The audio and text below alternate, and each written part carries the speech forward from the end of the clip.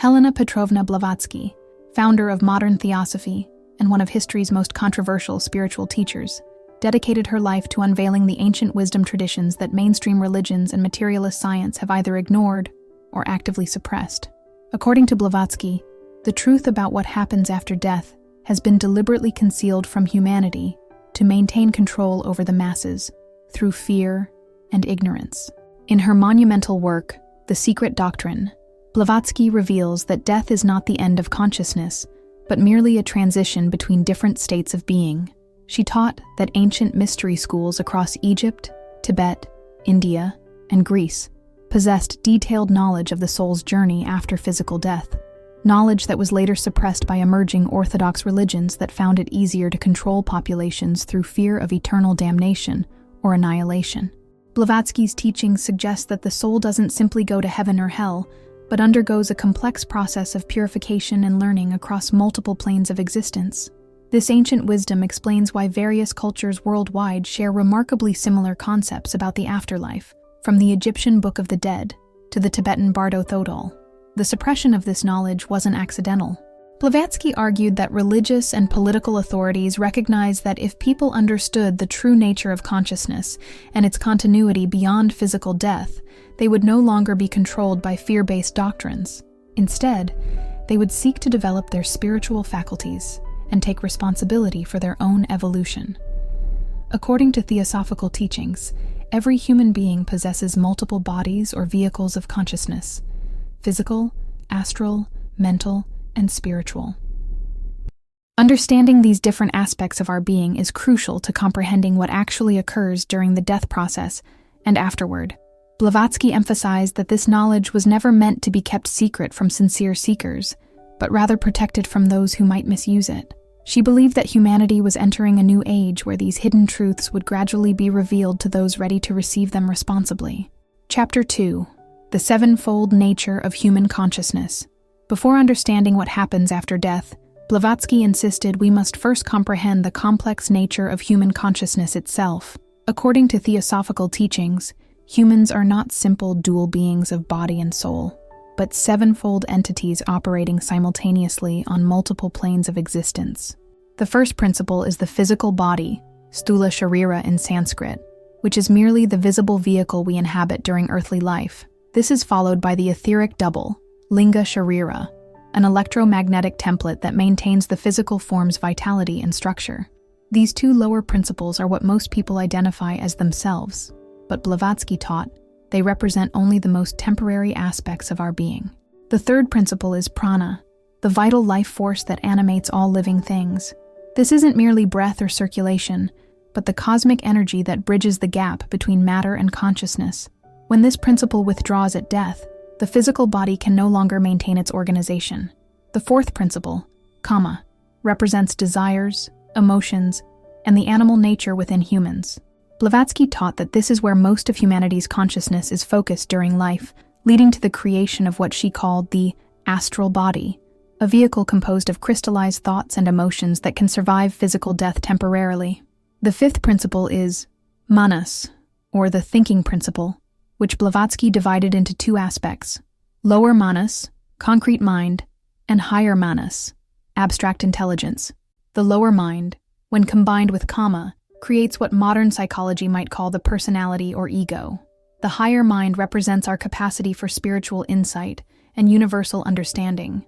The sixth and seventh principles, buddhi, spiritual intuition, and atma, universal spirit, represent the immortal aspects of human nature.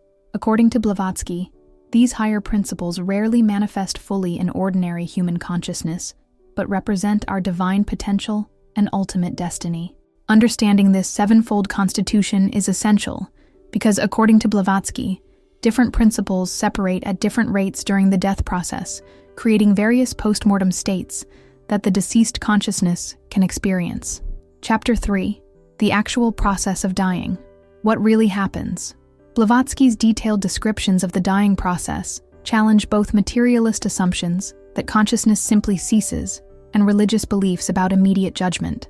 According to theosophical teachings, death is a gradual process of separation, where different aspects of consciousness disconnect from the physical body at different rates and times. The process begins with the withdrawal of prana, the life force. Blavatsky taught that this doesn't happen instantaneously, but occurs gradually, often over several hours or even days. During this time, the consciousness is still connected to the physical form through what she called the silver cord, an etheric connection that maintains the possibility of return to physical life. As prana withdraws, the etheric double, linga sharira, begins to separate from the physical body. Sensitive individuals sometimes see this etheric form hovering near the deceased, which explains many ghostly apparitions reported around the time of death. This etheric body typically dissolves within a few days after physical death, which is why Blavatsky advised against cremation too soon after death. The consciousness then finds itself clothed in what Blavatsky called the Kama-Rupa, or desire body, composed of the person's emotions, memories, and unfulfilled desires. This astral form contains the personality as it existed during life, complete with all its attachments, fears, loves, and habitual thought patterns. Blavatsky emphasized that the moment of death itself is typically peaceful, regardless of the circumstances. She taught that nature provides its own anesthesia, and the actual separation of consciousness from the physical form is often experienced as relief and freedom. Any suffering observed is usually the body's automatic responses, not the conscious experience of the departing soul. However, the state of consciousness at the moment of death is crucial, as it determines which aspects of the personality survive and how long the post-mortem states will last. Someone who lived primarily in the lower nature may remain attached to earthly desires longer, while those who developed their higher faculties may transition more quickly to spiritual states. The dying person's beliefs and expectations also play a role in shaping their initial post-mortem experiences, though Blavatsky taught that universal laws ultimately govern the process regardless of individual beliefs. Chapter 4. Kama-Loka, the astral plane. Revealed after death, according to Blavatsky, consciousness enters what Theosophists call Kama-Loka, literally, the place of desires. This is not a physical location, but a state of consciousness corresponding to the astral plane, where the deceased continues to exist in their desire body, Kama-Rupa, until this vehicle eventually disintegrates. Blavatsky described Kama-Loka as a subjective state, where the deceased experiences the consequences of their earthly desires and mental patterns. Unlike religious concepts of judgment by external deities, this process is entirely automatic. Consciousness creates its own experiences based on the mental and emotional patterns established during life. The duration and nature of the Kama-Loka experience varies dramatically depending on the individual's spiritual development. Someone who lived primarily for material pleasures and selfish desires may remain in this state for decades or even centuries, gradually exhausting their earthly attachments. Conversely, those who developed spiritual qualities during life may pass through this phase quickly. Blavatsky taught that in Kama-Loka, consciousness experiences a form of dreamlike existence, where thoughts and desires manifest as seemingly real experiences. This explains why communications from the deceased often seem confused or contradictory. The personality exists in a fluid state where imagination and memory blend together. This astral state is also where various phenomena associated with spiritualism occur. Blavatsky warned that the entities contacted through mediums are usually not the true soul of the deceased, but rather the fragmenting Kama-Rupa, containing only the personality's memories and lower characteristics. The higher spiritual principles have typically moved on to other states. Within Kama-Loka exist multiple subplanes corresponding to different levels of consciousness and desire. The lower regions are populated by those still strongly attached to physical existence, while higher regions contain those preparing for their next stage of development. Blavatsky emphasized that this state serves an important purifying function, allowing consciousness to gradually release its attachments to the physical world and prepare for its next phase of existence. The process is educational, rather than punitive, designed to exhaust lower desires and reveal higher spiritual truths. Chapter 5. The Second Death and Soul Separation. One of Blavatsky's most profound and disturbing teachings concerned what she called the second death, a process that determines the ultimate fate of each soul after the Kama-Loka period ends. This concept challenges conventional religious ideas about universal salvation and suggests that not all aspects of human personality survive indefinitely. According to theosophical doctrine, as the Kama-Rupa gradually disintegrates in the astral plane, a crucial separation occurs between the lower personality, consisting of desires, emotions, and concrete thoughts, and the higher spiritual nature, buddhimanas, or the spiritual soul. This separation determines what aspects of the individual consciousness will continue to exist. Blavatsky taught that only those elements of personality that have been spiritualized during life, thoughts, emotions, and experiences that harmonize with the higher spiritual nature, are absorbed by the immortal soul. The rest, including purely personal memories, selfish desires, and negative traits, are gradually left behind and eventually dissolve. This process explains why memories of past lives are typically fragmentary or absent entirely. According to Blavatsky, only the spiritual essence of experiences survives, while personal details and ego-based memories are lost during the second death. The soul retains the wisdom and growth gained from experiences, but not necessarily the specific circumstances. The second death is not instantaneous but occurs gradually, as the higher self draws to itself only those elements that can contribute to its continued evolution. For individuals who lived primarily in their lower nature with little spiritual development, this process might result in very little of the personality surviving beyond the astral dissolution. Blavatsky was controversial in teaching that some individuals so spiritually impoverished that almost nothing of their personality survives the second death. In extreme cases, she suggested that the soul might abandon an incarnation entirely, leaving only an empty shell that eventually disintegrates completely. However, she emphasized that this fate requires extraordinary spiritual neglect or deliberate evil, and that the vast majority of human beings successfully navigate this transition, with at least some portion of their development contributing to their soul's continued evolution. Chapter 6. Devachan, the true heaven state. After the second death and the separation of the higher from the lower nature, Blavatsky taught that consciousness enters Devachan, the true heaven state that represents the soul's reward for its earthly efforts. Unlike religious concepts of heaven as a place, Devachan is a state of pure bliss consciousness, where the soul experiences the fulfillment of all its highest aspirations. Blavatsky described Devachan as intensely subjective and personal, where each soul creates its own perfect environment based on the spiritual qualities developed during life. A person who loved music might experience endless symphonies of divine harmony, while someone devoted to knowledge might explore infinite libraries of cosmic wisdom. The experience is perfectly suited to each individual's spiritual nature and development. The duration of the Devachanic state is proportional to the individual's spiritual merits earned during life. Blavatsky taught that this could range from a few decades to many thousands of years, depending on the soul's accumulated spiritual momentum. During this time, consciousness is completely absorbed in blissful contemplation and experiences no suffering or limitation. Importantly, Blavatsky emphasized that Devachan is not eternal paradise, but a temporary state of rest and assimilation. The soul uses this time to digest and integrate the lessons learned during its previous incarnation, transforming experience into wisdom and spiritual growth. This process prepares consciousness for its eventual return to physical incarnation. In Devachan, the soul has no awareness of earthly conditions or the struggles of those still incarnated. Blavatsky taught that attempts to communicate with souls in this state through mediumship are impossible. The consciousness is too absorbed in its own blissful experiences to respond to external calls. The Devachanic experience serves several crucial functions in the soul's evolution. It provides rest from the struggles of physical existence, allows for the full enjoyment of spiritual achievements, and creates the motivational force that eventually draws consciousness back toward incarnation when new experiences become necessary for continued growth. Blavatsky contrasted this teaching with religious concepts of eternal heaven, noting that infinite bliss without purpose or growth would eventually become a form of spiritual stagnation rather than reward. Chapter 7. The Mystery of Reincarnation Cycles. Blavatsky's teachings on reincarnation go far beyond simple concepts of souls returning in new bodies.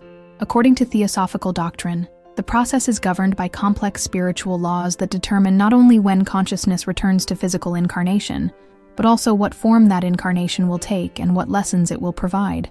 The drive toward reincarnation emerges gradually as the soul exhausts its Devachanic experiences and begins to feel what Blavatsky called spiritual hunger, a need for new experiences that can only be satisfied through physical embodiment. This isn't punishment but natural evolution, as consciousness requires the resistance and challenges of material existence to continue developing. Before reincarnation occurs, Blavatsky taught that consciousness undergoes a process of preparation on mental planes, where it reviews its karmic obligations and selects the circumstances that will best serve its continued evolution. This isn't conscious choice as we understand it, but rather an automatic process guided by spiritual laws and the soul's own accumulated tendencies. The timing between incarnations varies enormously based on individual development.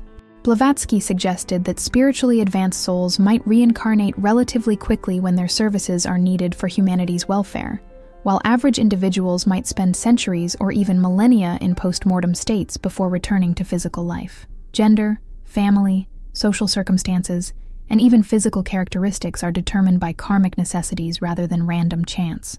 Blavatsky taught that each incarnation provides precisely the experiences needed for the soul's continued growth, though this might not be apparent to the incarnated personality. The connection between successive incarnations is maintained by what Blavatsky called the thread soul, the continuous line of consciousness that links all of an individual's various personalities across multiple lives. Each incarnation adds to this thread, while the specific personality dissolves after death. Blavatsky emphasized that recognition of past lives is relatively rare because what survives is spiritual essence rather than personal memory. However, sometimes strong emotional connections or unfinished karmic relationships can create memories or recognition between souls who have shared significant experiences in previous lives. Chapter 8. Karma and Cosmic Justice Revealed. Central to Blavatsky's teachings about post-mortem existence is the operation of karma, the universal law of cause and effect that governs all actions and their consequences across multiple incarnations. Unlike Western concepts of divine judgment, karma operates as an impersonal cosmic principle that ensures perfect justice through natural law, rather than supernatural intervention. Blavatsky taught that karma operates on multiple levels simultaneously: physical, emotional, mental, and spiritual.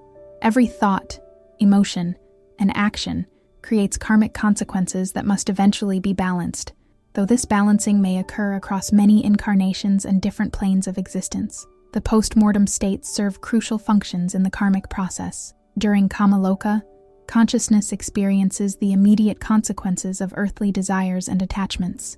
In Devachan, the soul enjoys the fruits of its positive actions and spiritual development. Between incarnations, karmic adjustments occur that determine the circumstances of future lives. Blavatsky distinguished between different types of karma. Individual karma affects personal circumstances and experiences.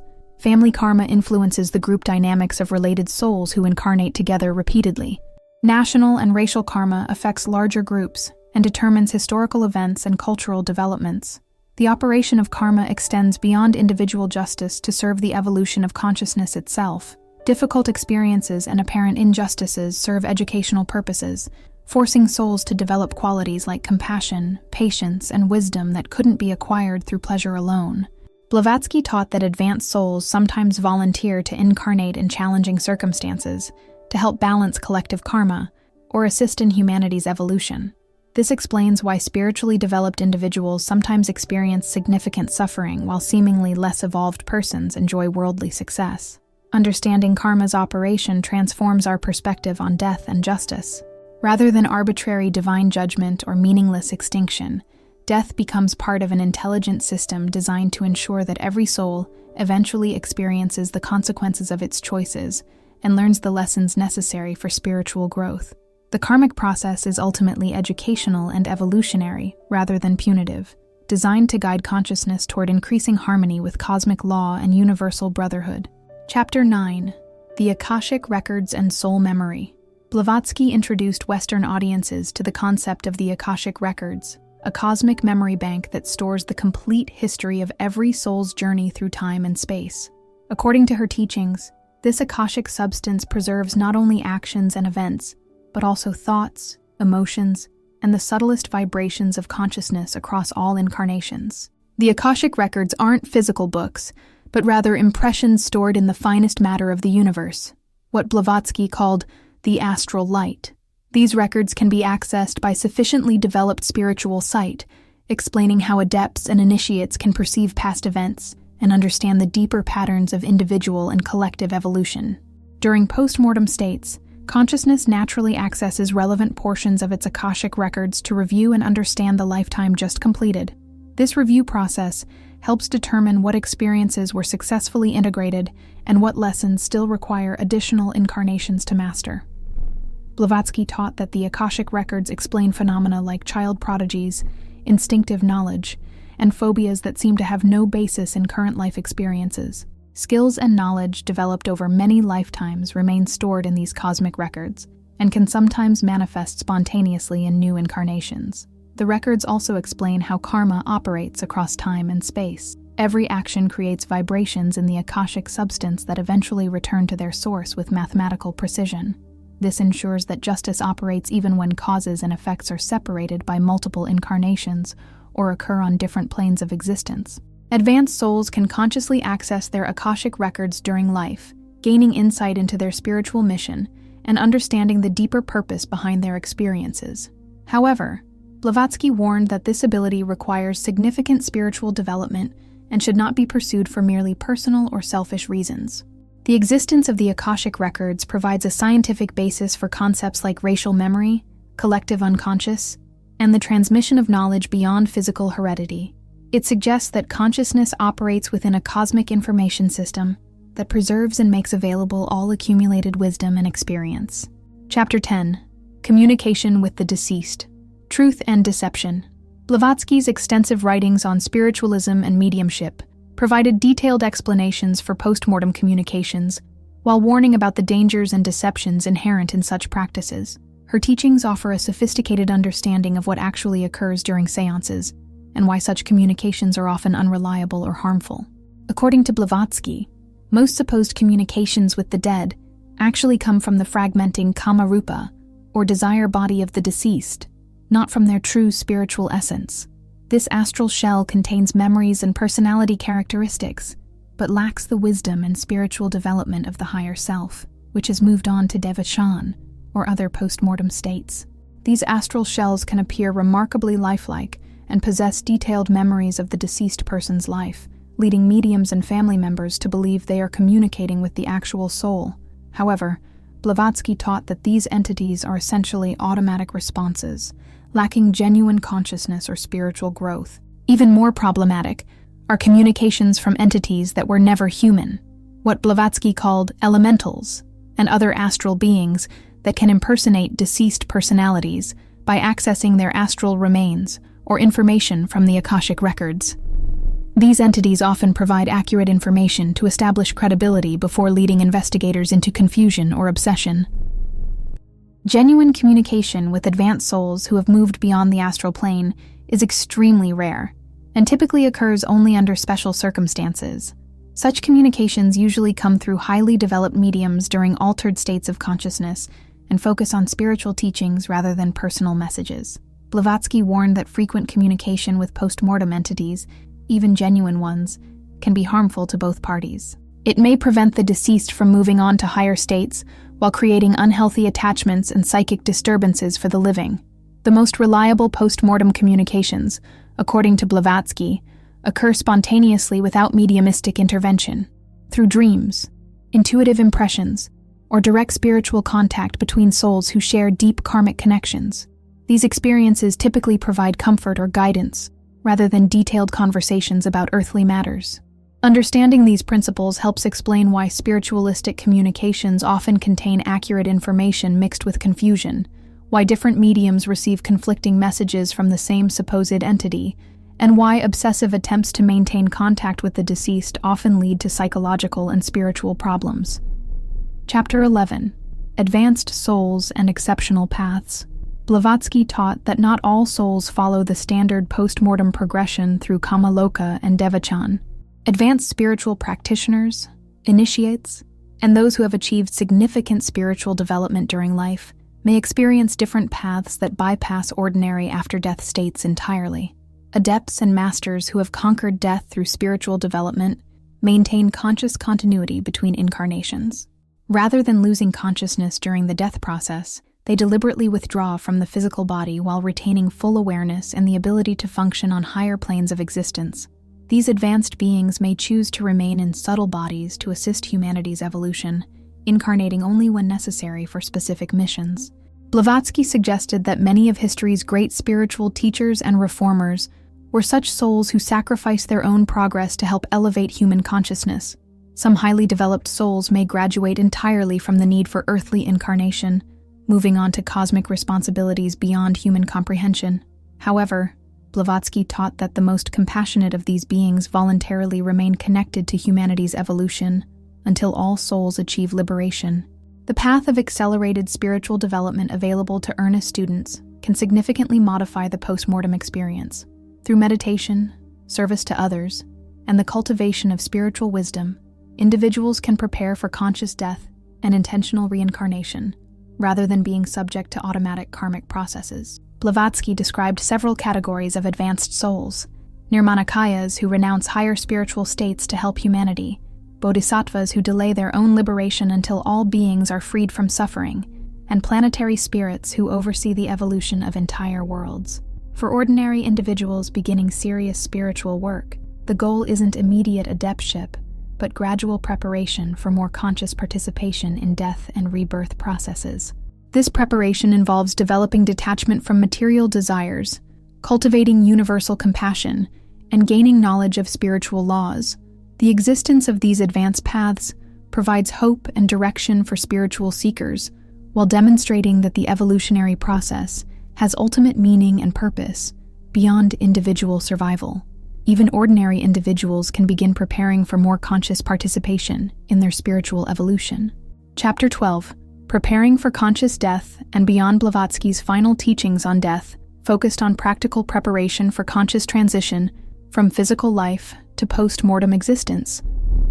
Rather than fearfully waiting for death or ignoring its inevitability, she advocated systematic preparation that could transform death from unconscious dissolution into conscious spiritual advancement.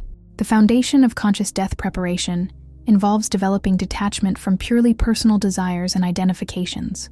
During life, individuals should gradually shift their identity from the personality to the higher spiritual self, making the eventual separation less traumatic and more natural.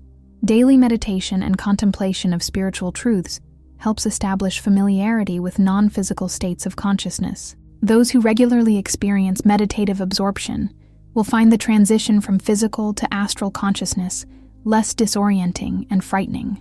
Cultivating universal love and compassion serves dual purposes. It creates positive karmic momentum while developing the spiritual faculties that survive bodily death. Blavatsky taught that love is the most powerful force for maintaining conscious continuity between incarnations. Understanding the death process intellectually through study of esoteric teachings provides a mental map that can guide consciousness through post-mortem states.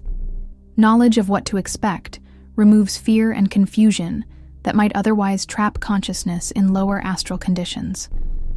Service to others and dedication to spiritual principles creates the aspiration that draws consciousness toward higher post-mortem states rather than remaining attached to earthly concerns. Those who live for ideals greater than personal satisfaction develop the spiritual momentum needed for conscious evolution. The practice of conscious dying can begin long before physical death through daily exercises in withdrawing consciousness from the body during meditation. Advanced practitioners learn to maintain awareness while completely detaching from physical sensations and thoughts. Blavatsky emphasized that death is not the enemy of consciousness, but its potential liberator. Proper preparation transforms what most experience as unconscious dissolution into conscious spiritual advancement, making death itself a form of initiation into higher states of being. The ultimate goal is not merely individual salvation, but conscious participation in the cosmic evolutionary process, using each death and rebirth as opportunities for service to the universal brotherhood of souls, seeking liberation from the cycles of unconscious existence. What aspect of Blavatsky's teachings about the afterlife challenges your current beliefs most deeply? Have you experienced any phenomena that might relate to these different post-mortem states she described? Share your thoughts and experiences below. Your insights could help others on their spiritual journey. Don't forget to subscribe for more hidden wisdom from history's greatest spiritual teachers.